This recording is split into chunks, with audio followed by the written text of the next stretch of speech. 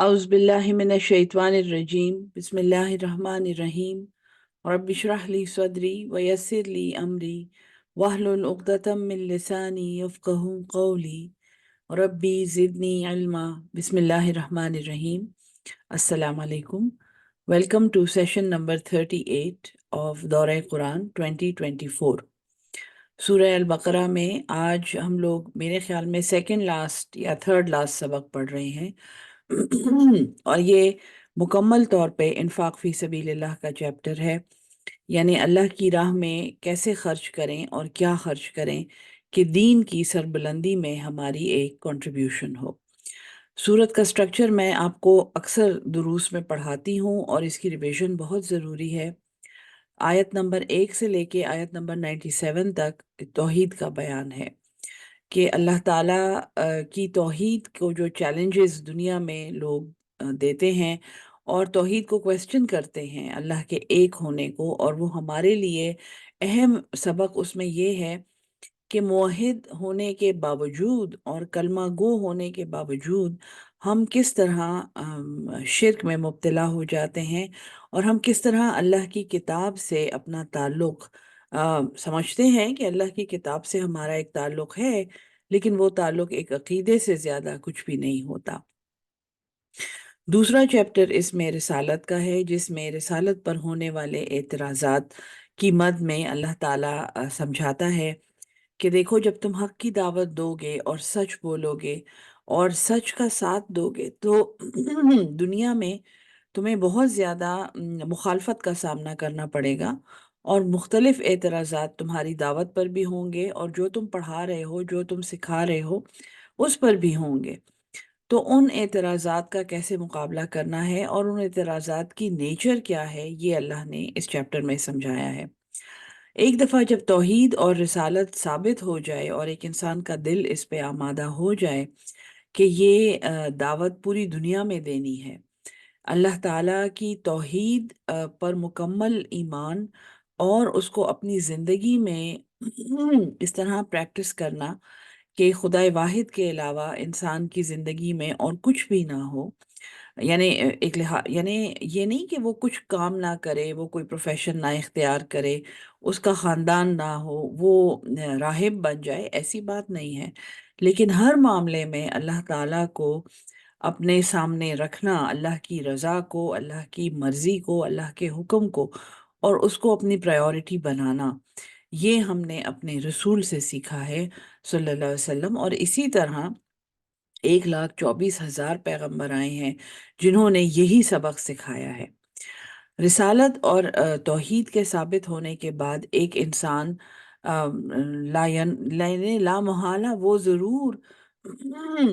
एक जहाद में इंगेज होता है, चाहे वो अपने दिल में एक बात को बुरा कहे, चाहे वो हाथ से उसे रोके, चाहे वो ज़बान से उसको रोके, चाहे वो अपने और जितने भी उसके रिसोर्सेज हैं उनको बरूए कार ला के एक बुराई को रोकने की कोशिश करे और हक का बोलबाला करने की कोशिश करे। ये सारे काम जहाद की मद में आते हैं, जो जोहद से निकला है, जिसका मतलब है जद्दोजहद। और जहाद के लिए बहुत ज़रूरी है कि उम्मत में माल खर्च करने का और तमाम रिसोर्सेज बरूए कार लाकर एक जहाद को सपोर्ट करने की स्पिरिट मौजूद हो, बल्कि ना सिर्फ स्पिरिट मौजूद हो, उनको जहाद करने के तरीक़े भी आते हैं, उनके पास वो वसाइल भी हों जिनके ज़रिए वो जहाद कर सकते हैं। जैसे आजकल की दुनिया में मेरे ख़्याल में किसी कौम के पास या किसी कबीले के पास एक टैंक होने से या एटम बम होने से ज़्यादा ज़रूरी ये है कि उनके पास अपना इंटरनेट सर्वर हो और उनके पास एक अपना ऐसा प्लेटफॉर्म हो जिसके ऊपर उन्हें जिसके एल्गोरिदम्स वो खुद बनाते हों। और बजाय इसके कि दुनिया के जितने भी इस वक्त सोशल मीडिया के प्लेटफॉर्म्स हैं और इंटरनेट की साइट्स हैं, उनको बुरा भला कहने की बजाय कि ये हमारा कंटेंट सेंसर करते हैं, उम्मत के पास एक ऐसा प्लेटफॉर्म हो जिस पे वो बिला रोक टोक अपने नज़रिए की तरवीज करें और अपना उनका जो दीन है उसका बोलबाला करें दुनिया में। सो ये जहाद की मुख्तलिफ सूरतें हैं जो बदकिस्मती से हमें مسخ کر کے دکھائی گئی ہیں۔ اور جہاد اور انفاق فی سبیل اللہ آپ ایسے سمجھیں کہ دو بہنیں ہیں یا بہن بھائی ہیں اور یہ ایک ساتھ ایگزسٹ کرتے ہیں۔ سبق پڑھتے ہیں۔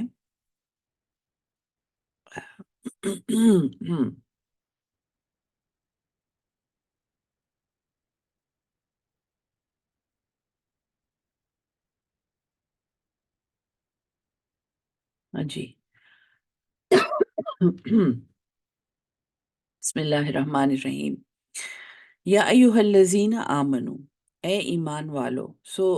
خطاب ایمان والوں کو ہے۔ انفقو، تم خرچ کرو۔ مما طیبات، مما، من اور ما کا کمبینیشن ہے یہ۔ مما، اس میں سے جو تمہیں یعنی کہ ایک بہت ایک بڑی کلیکشن ہے اور اس میں سے کچھ مانگا جا رہا ہے۔ من طیبات، پاکیزہ چیزوں میں سے۔ اور طیب کا مطلب میں نے آپ کو سمجھایا تھا، جہاں پہ حرام حلال کا لیسن تھا اور جہاں پہ سور کے گوشت کی اور خون کی اور مردار جانور کی حرمت ہمیں سمجھائی گئی تھی کہ طیب وہ چیز ہے جس کو حاصل کرنے کے وسائل حلال ہیں، پاک ہیں، اور جو حاصل وہاں جہاں سے یہ لی جا رہی ہے وہاں پہ یہ ایک طیب طریقے سے مہیا ہو رہی ہے، اور پھر اس کو ایک طیب، ایک پاک مقصد کے لیے حاصل کیا گیا ہے۔ طیب کا کانسیپٹ جو ہے وہ حلال سے بہت بڑھ کے ہے۔ اللہ کہتا ہے کہ تم خرچ کرو ان پاکیزہ چیزوں میں سے، ما کسب تم، جو تم کماتے ہو، یعنی جو تم کماتے ہو اس میں سے جو سب سے پاکیزہ اور من پسند چیز ہے وہ تم خرچ کرو۔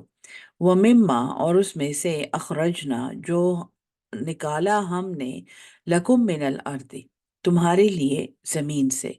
ولا تیمم الخبیث، اور نہ تم تیمم ہم جیسے خشک، جب پانی نہیں ہوتا تو خشک مٹی پہ ہاتھ مار کے وضو کی نیت کرنا، اور تیمم کا مطلب ہے ایک ارادہ یا نیت۔ نہ تم ارادہ کرو الخبیث، ایک ناپاک چیز کا، گندی چیز کا، منہ، اس میں سے، تنفقون، جو تم خرچ کرتے ہو۔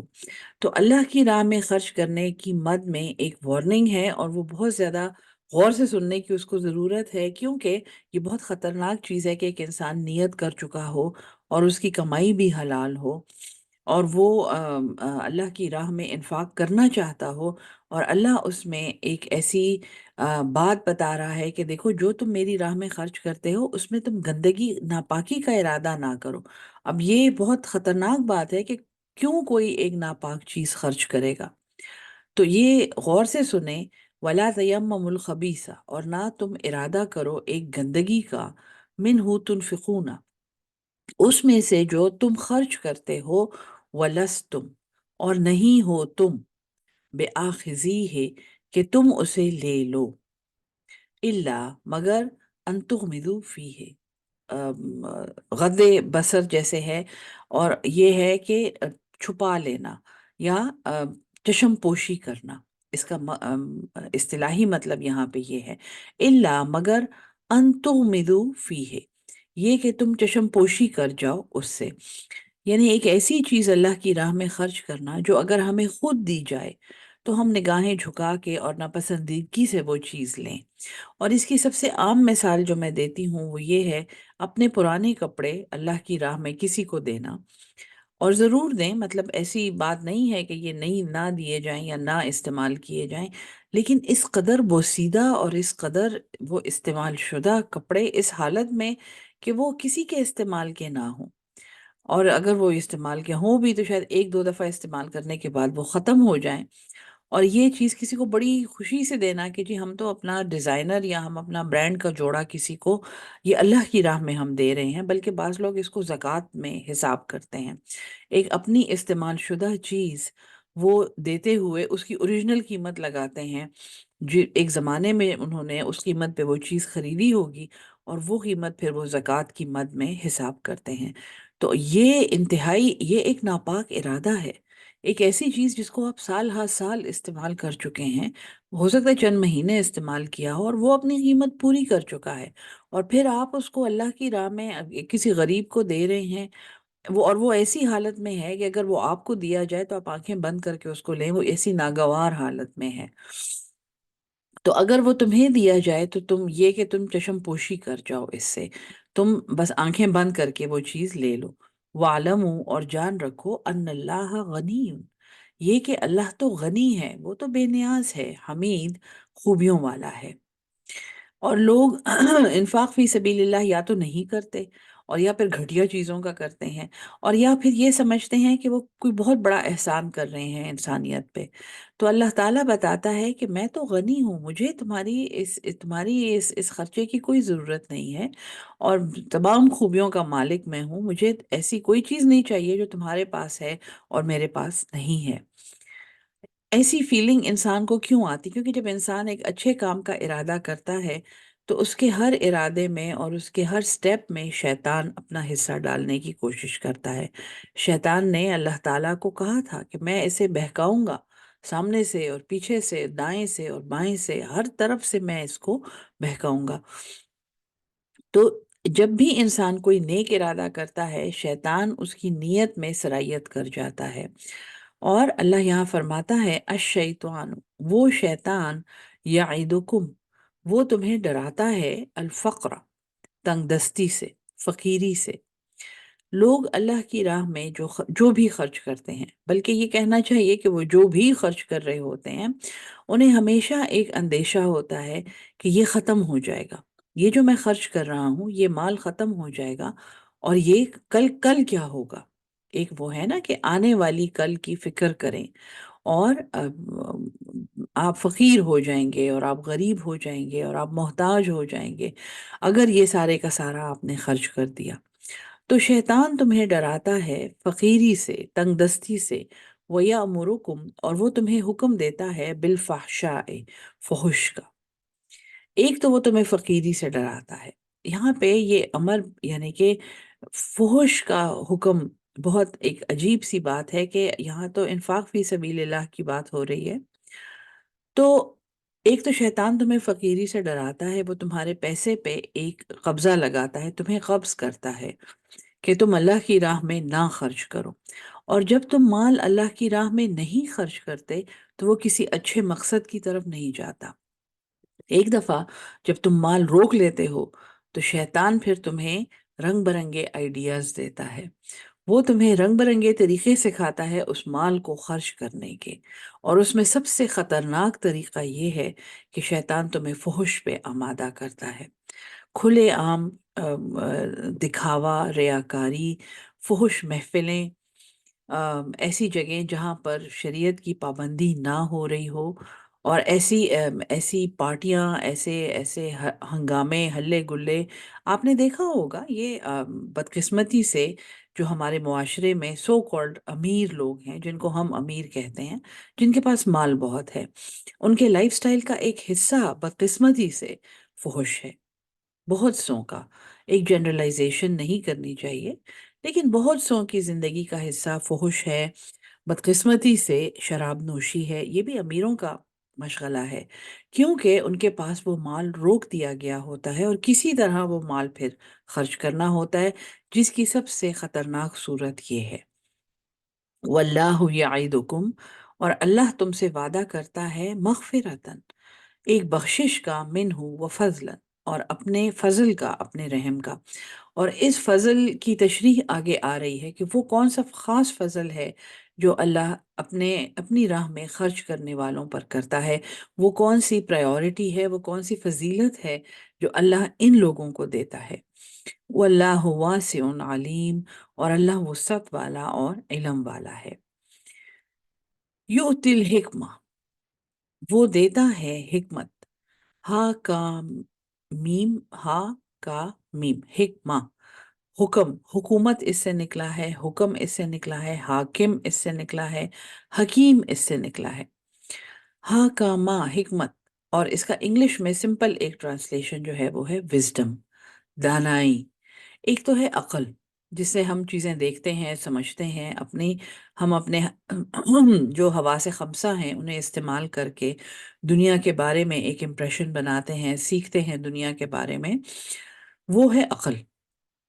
عقل کو کیسے استعمال کرنا ہے، کہاں پہ ایک بات ہے کہ عقل آپ کو سکھاتی ہے کہ کیا کہنا ہے، اور حکمت آپ کو یہ سکھاتی ہے کہ وہ بات کب کہنی ہے اور کیسے کہنی ہے اور کس سے کہنی ہے۔ سو حکمت عقل کا ایک اعلیٰ درجہ ہے، جہاں پہ آپ عقل کو چینلائز کر چکے ہوتے ہیں خیر کے کاموں میں، اور صحیح جگہ پر صحیح بات کرنے کا سلیقہ سیکھ چکے ہوتے ہیں۔ اللہ حکمت دیتا ہے جسے وہ چاہتا ہے، اور حکمت یہ وہ ایک فضل ہے، یہ وہ ایک اسپیشل گفٹ ہے، فضیلت ہے، جو اللہ اپنی راہ میں خرچ کرنے والوں کو عطا کرتا ہے۔ اور اس سے آگے بھی آئے گا، یؤتی الحکمت من یشاء، اللہ حکمت دیتا ہے جسے وہ چاہتا ہے، ومن یؤت الحکمت، اور جو حکمت دیا گیا، فقد اوتیا، پس تحقیق وہ دے دیا گیا، خیرن کثیرا، ایک بہت بڑی بھلائی۔ اچھا، قرآن میں مال کو کہیں اگر اچھا کہا گیا ہے تو وہ خیر کا لفظ استعمال ہوا ہے، کہ اگر وہ خیر چھوڑ کے جا رہا ہے تو وہ ایک وصیت کر دے۔ ابھی ابھی ہم نے وصیت کے باب میں پڑھا ہے۔ تو یہ خیرن کثیرہ کا لفظ جو یہ ہے کہ جو وہ مال جسے تم خیر سمجھتے ہو، اس کو خرچ کر کے تم حکمت خریدو، حکمت سیکھو،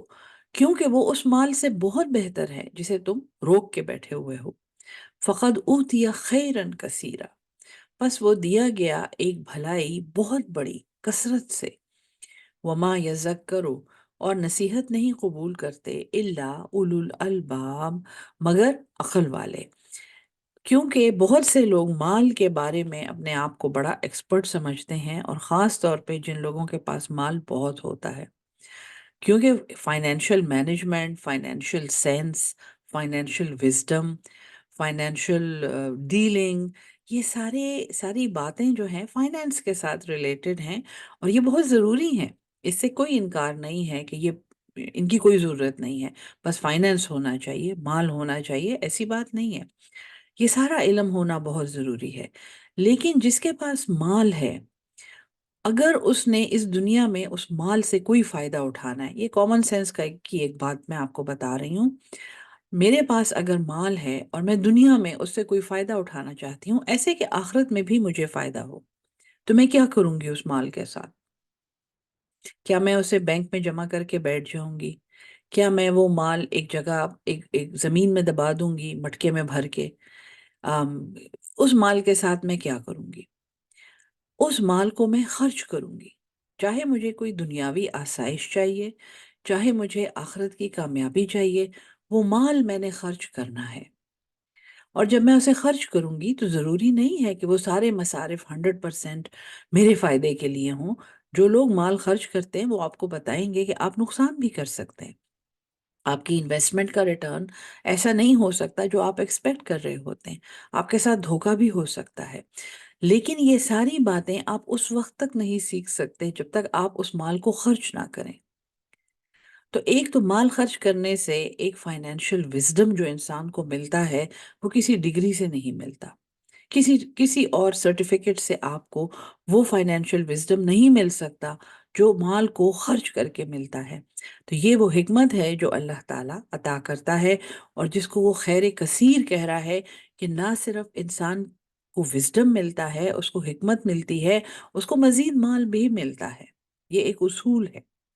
جتنے دنیا میں امیر لوگ ہیں جو غیر مسلم بھی ہیں، اگر آپ ان کو دیکھ لیں، وہ مال خرچ کر کے مزید امیر ہوئے ہیں، لیکن اس سے عقل نہیں لیتے، اس سے نصیحت نہیں لیتے، مگر عقل والے۔ سو بیسک ریکوائرمنٹ انسان کی عقل ہے، جو انسان مال کو روک دے اور یہ سمجھے کہ اس کو روک کے میں ایسے جمع کر لوں گا، یہ اس کی عقل کے خلاف ایک دلیل ہے۔ کیونکہ کامن سینس یہ ہے کہ دنیا اور آخرت کا فائدہ حاصل کرنے کے لیے مال جمع نہیں کرنا، مال خرچ کرنا ہے۔ وما انفقتم من نفقۃ، اور جو کچھ تم خرچ کرو، کوئی نفقہ خیرات کرنا، او نظر تم، یا تم کوئی نظر مانو، اور نظر مسلمان بھی مانتے تھے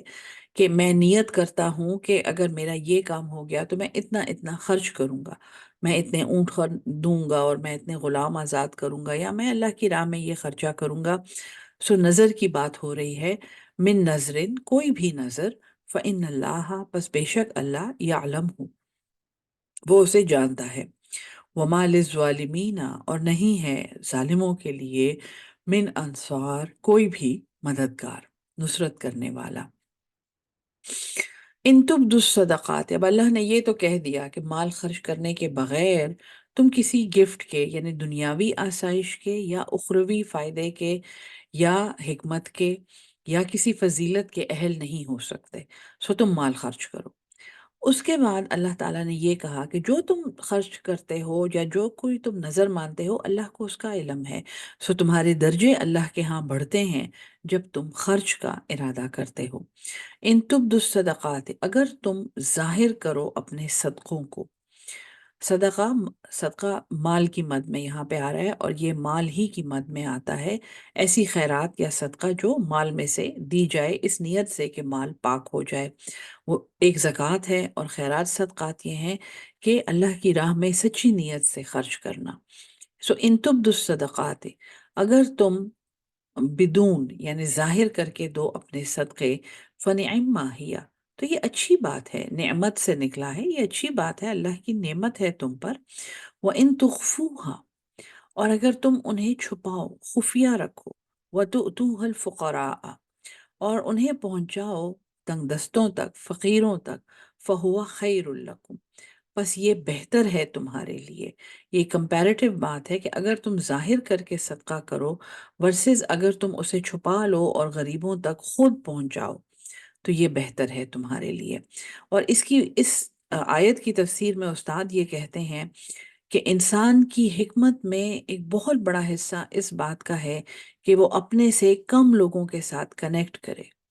اور وہ دیکھے کہ وہ کیسے رہ رہے ہیں، وہ کیا کھا رہے ہیں، وہ کیسے برت رہے ہیں، وہ کیسے اپنی زندگی گزار رہے ہیں، اور اس کے بعد انسان کو اپنی نعمت کا جو احساس ہوتا ہے اور جو شکر وہ کرتا ہے، وہ خالصتاً حکمت پہ مبنی ہوتا ہے۔ سو اللہ بھی یہاں یہی کہہ رہا ہے کہ اگر تم اس کو چھپاؤ، اللہ یہ بھی کہہ سکتا تھا وَإِن تُخْفُوهَا فَهُوَ خَيْرٌ لَكُمْ، اگر تم انہیں چھپاؤ تو یہ بہتر ہے تمہارے لیے، نہیں، وَإِن تُخْفُوهَا، اگر تم اسے چھپاؤ، وَتُؤْتُوهَا الْفُقَرَاءَ، اور پھر انہیں پہنچاؤ فقیروں تک، فَهُوَ خَيْرٌ لَكُمْ، تو تو فقیروں کو اپنے معاشرے میں ڈھونڈنا، ان کو ان کو کھوجنا، اور پھر ان کو دیکھنا کہ ان کی اصل ضرورت کیا ہے، ان کے ساتھ بیٹھ کر ان سے بات کرنا، ان سے پوچھنا، تو یہ بہتر ہے تمہارے لیے۔ اور یقیناً ایک انسان کے کردار کی جو کردار میں جو تبدیلی آتی ہے اس ایکسپیرینس کے بعد، وہ میں الفاظ میں آپ کو نہیں بتا سکتی۔ وَيُكَفِّرْ عَنْكُمْ، اور وہ دور کر دے گا تم سے، من سیئاتکم، کچھ تمہارے گناہ، واللہ بما تعملون خبیر، اور جو تم عمل کرتے ہو اللہ اس سے باخبر ہے۔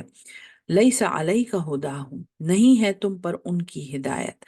یہ اب دیکھیں، یہ کیا یہ حضور صلی اللہ علیہ وسلم کو کہا جا رہا ہے کہ تم پہ ان کی ہدایت نہیں ہے، یا یہ ان لوگوں کو کہا جا رہا ہے جو اللہ کی راہ میں خرچ کر رہے ہیں؟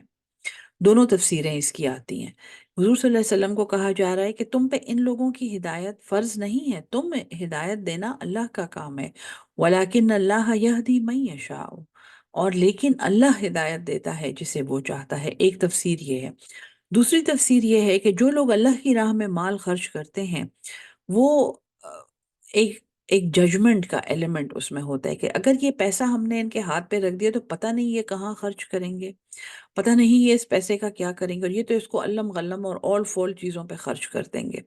اور حتیٰ کہ یہ کہ ان کا تو عقیدہ بھی ٹھیک نہیں ہے، ان کو ہم زکوٰۃ نہیں دیتے یا ان کو ہم صدقہ نہیں دیتے۔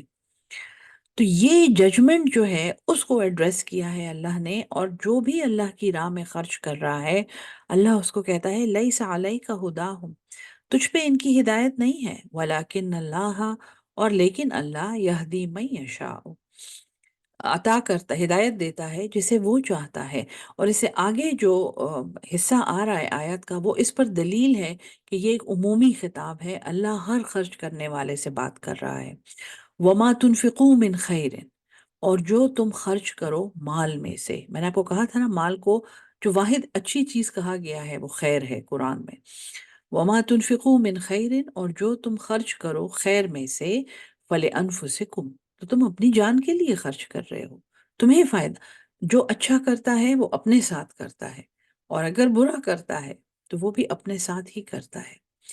وما تنفقون، اور نہ تم خرچ کرو، الا ابتغاء وجہ اللہ، مگر چاہتے ہوئے اللہ کی رضا۔ وما تنفقو یعنی خالصتاً اللہ کے کی رضا کے لیے خرچ کرنا ہے، اس میں اور کوئی مقصد نہیں ہونا چاہیے۔ وما تنفقو من خیر، اور جو تم خرچ کرتے ہو مال میں سے، یوفا الیکم، وفا کر دیا جائے گا وہ تمہیں۔ اللہ اپنے ذمے کچھ نہیں چھوڑتا۔ اور انفاق فی سبیل اللہ کی ابتدا وہاں سے ہوئی تھی، منزل الذی یقرض اللہ قرضا حسنا۔ سو اللہ کی راہ میں خرچ کرنے کی ڈیفینیشن اللہ نے قرض رکھی ہے، کہ یہ تم مجھے قرض دے رہے ہو۔ اگر تم میری مخلوق پہ خرچ کر رہے ہو، اگر تم میرے دین پہ خرچ کر رہے ہو، اگر تم کسی کی مدد کرنے کے لیے، تو تم میرے اسباب میں سے ایک سبب بن رہے ہو، اور تم یہ میرا کام کر رہے ہو۔ یعنی وہ واحد کام جس میں اللہ نے ہمیں، یہ تو ہم انگلش میں اور اردو میں ہم یہ کہتے ہیں نا کہ اللہ کا کوئی شریک نہیں ہے، Allah, we can not ascribe partners to Allah. شرک سے کتنا زیادہ ڈرایا گیا ہے، اور کوئی ایسا کام نہیں ہے، اللہ نے قرآن میں کہیں یہ نہیں کہا کہ تم میرا یہ کام کر دو۔ لیکن صرف ایک کام ہے جس میں اللہ نے کہا ہے کہ کون ہے وہ جو اللہ کو قرض دے گا۔ قرض کا معاملہ ہے یہ، ٹھیک ہے۔ قرض اتنا، یعنی یہ اللہ کی، آپ اللہ کی غیرت کو دیکھیں کہ قرض، بعض اوقات قرض دینے والا جو ہے وہ درجے میں بڑا ہوتا ہے قرض لینے والے سے، لیکن اللہ نے یہاں یہ کہا ہے کہ اگر میری راہ میں تم خرچ کرو گے تو اس کی مثال ایسے ہے جیسے تم مجھے قرض دے رہے ہو، اور یہاں پہ اللہ کہتا ہے یوفا الیکم، تمہیں واپس کر دے گا ویسا ہی۔ وَأَنْتُمْ لَا تُظْلَمُونَ، اور تمہاری طرف سے کوئی، تمہارے میں کوئی کمی نہیں کی جائے گی، تمہارے اوپر کوئی ظلم نہیں ہوگا، کوئی زیادتی نہیں ہوگی۔ ہاں اللہ کی مرضی ہے، وہ نہ واپس کرے تو نہ کرے، لیکن اللہ یہاں پہ کہتا ہے کہ وفا کیا جائے گا، پورے کا پورا واپس کیا جائے گا۔ اور آپ نے بہت سے ایسے لوگ دیکھے ہوں گے جو یہ کہیں گے کہ ہم تنگ آ گئے ہیں اللہ کی راہ میں خرچ کر کر کے، وہ ختم نہیں ہو رہا، وہ کبھی نہیں ختم ہوگا۔ اگر قرآن کا پتہ ہو کسی کو تو اس کو سمجھ آ جائے گی، وہ ختم نہیں ہو سکتا۔ للفقراء الذین، تنگ دستوں کے لیے، فقیروں کے لیے، وہ لوگ احسرو، حصار میں آ گئے ہیں، رک گئے ہیں، فی سبیل اللہ، اللہ کی راہ میں، لا یستطیعون، وہ استطاعت نہیں رکھتے، وہ طاقت نہیں رکھتے، ضربن فی الارض، چلنا پھرنا اس زمین میں۔ اب تنگ دستوں کے لیے یعنی ایک ڈیفینیشن اللہ بتا رہا ہے کہ اس دنیا میں ایسے لوگ ہیں جو اللہ کی راہ میں رک گئے ہیں اور وہ چلنے پھرنے کی طاقت نہیں رکھتے، یا اپاہج ہو سکتے ہیں، یہ ایسے لوگ ہو سکتے ہیں جو کسی مجبوری کی وجہ سے باہر نکل کے مزدوری نہیں کر سکتے، جن کی کوئی گھر میں مثلاً بوڑھے والدین ہیں جن کی کوئی خدمت نہیں کر سکتا، اور ایک ہی بچہ ہے یا بچی ہے جس نے رک کے ان والدین کی خدمت کرنی ہے یا ان کا دھیان رکھنا ہے، یا کوئی بیماری ہے گھر میں۔ سو یہ وہ لوگ ہیں جو اللہ کی راہ میں رک گئے ہیں، اور یحسبہم الجاہل، یحسبہم انہیں سمجھتے ہیں، الجاہل کوئی بھی جاہل، اللہ ایک ناراضگی کا اظہار کر رہا ہے کہ بعض لوگ گھروں میں رکے ہوئے ہوتے ہیں، اور آپ نے لوگوں کی، آپ نے سنا ہوگا، ہٹے کٹے ہیں، آرام سے سارا دن گھر میں بیٹھے رہتے ہیں، کچھ بھی نہیں کرتے، حالانکہ ہمیں نہیں پتا ہوتا کہ وہ گھر میں کیوں بیٹھے ہوئے ہیں۔ یحسبہم الجاہل اغنیاء،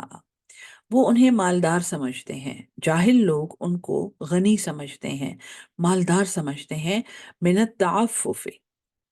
عفو ان سے بچنے کے لیے۔ ایسے لوگ ان پہ ججمنٹس پاس کرتے ہیں کہ یہ کوئی کام نہیں کرتے اور ہٹے کٹے ہو کے گھر میں بیٹھے رہتے ہیں، اور ان لوگوں کو اللہ نے، ججمنٹ پاس کرنے والے کو اللہ نے جاہل کہا ہے، کہ یہ ایسے ناواقف ہیں، یہ ایسے جاہل ہیں کہ یہ ان غریبوں کو اور مسکینوں کو غنی سمجھتے ہیں، اور تاکہ ان کے سوال سے بچ سکیں۔ آپ نے ایسے لوگ دیکھے ہوں گے نا جو لوگوں سے ملنا جلنا چھوڑ دیتے ہیں، کہیں کچھ مانگ نہ لے۔ ایسے بہت سے کیریکٹرز ہیں ہمارے ارد گرد۔ تعریفہم، تو انہیں پہچانتا ہے، تعریف، عرف، پہچان، تعریفہم تو انہیں پہچان جائے گا، پہچانتا ہے، بسیماہم ان کے چہروں سے۔ اور یہ ہے، اس سے آگے بھی، یعنی کہ اس کی تفسیر میں یہ آتا ہے کہ ان کے چہروں کی زردی سے، یا ان کے چہروں کے ملال سے، یا ان کے چہروں کی پریشانی سے، کیونکہ وہ اپنا کام نہیں کر سکتے، وہ مجبور ہوتے ہیں، ان سے مل کے اور ان کے ایکسپریشنز کو دیکھ کے اور ان سے بات کر کے یہ اندازہ لگانا بہت آسان ہوتا ہے کہ وہ بہت مجبور ہیں۔ تعرفہم بسیماہم، تو ان کو ان کے چہروں سے پہچان لے گا۔ لا یسألون،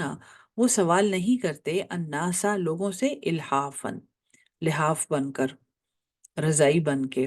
چمٹ کر۔ لوگ کہتے ہیں نا وہ کمبل نہیں چھوڑتا مجھے،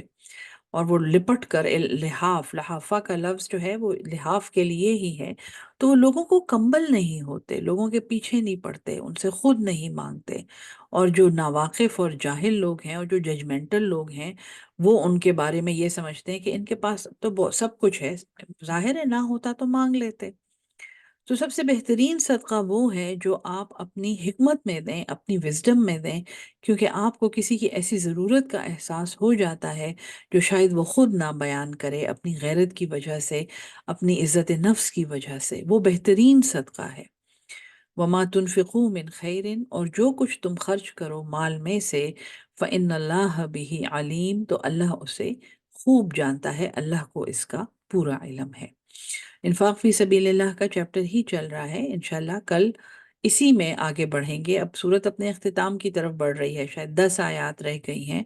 اور خوبصورت ترین اس کی جو آخری 2 آیات ہیں انشاءاللہ اس کے بہت قریب ہم پہنچ گئے ہیں۔ الحمدللہ، اللہ ہم سب کو قرآن سمجھ کے اس پہ عمل کرنے والا اور اس کو آگے پہنچانے والا اہل القرآن بنا دے۔ آمین ثم آمین۔ السلام علیکم ورحمۃ اللہ وبرکاتہ۔